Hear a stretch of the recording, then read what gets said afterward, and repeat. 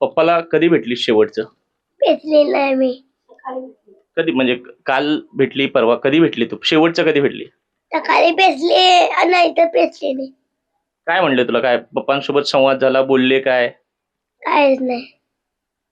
कुठे गेलेत पप्पा आता? केले लांब.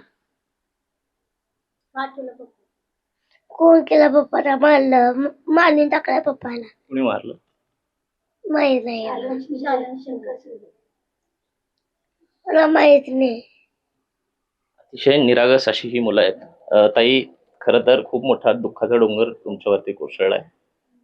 राजसाहेबांचे सुपुत्र अमित ठाकरे येऊन भेटून गेलेले आहेत. काय बोलले?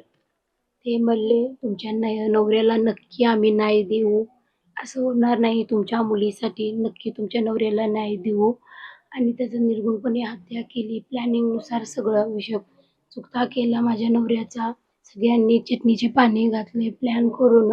विजयकुमार देशमुख, किरण कुमार देशमुख यांनी फोन लावून त्याच्यावर त्याला मारा म्हणून अशीच बोलला आणि पूर्ण सगळ्यांनी मारून टाकलं माझ्या नवऱ्याला प्लॅननुसार करून. शंकर शिंदे, शालन शिंदे, त्यांच्यावर काय कारवाई व्हायला पाहिजे? काय मागणी आहे तुमची? त्यांना फाशीची शिक्षा लागली पाहिजे आणि माझ्या नवऱ्याला न्याय भेटला पाहिजे आणि त्यांना मोका लागला पाहिजे. खरं तर अमित ठाकरेंना सुद्धा अश्रू अनावर झाले. काय बोलले ते? ते म्हणले तुमच्या नवऱ्याला न्याय नक्की भेटणार, तुम्ही रडू नका, नक्की न्याय मी देणार. साहेबांवर विश्वास आहे आमचा. साहेब आम्हाला नक्की माझ्या नवऱ्याला न्याय मिळवून देणार आणि त्यांना मोका लागला पाहिजेलच. पप्पासोबत काय झालं बेटा? शेवटचं काय आठवतंय तुला? नाही वाटत. गुन्हेगारांवर काय कारवाई व्हायला पाहिजे? पाचशे झाले.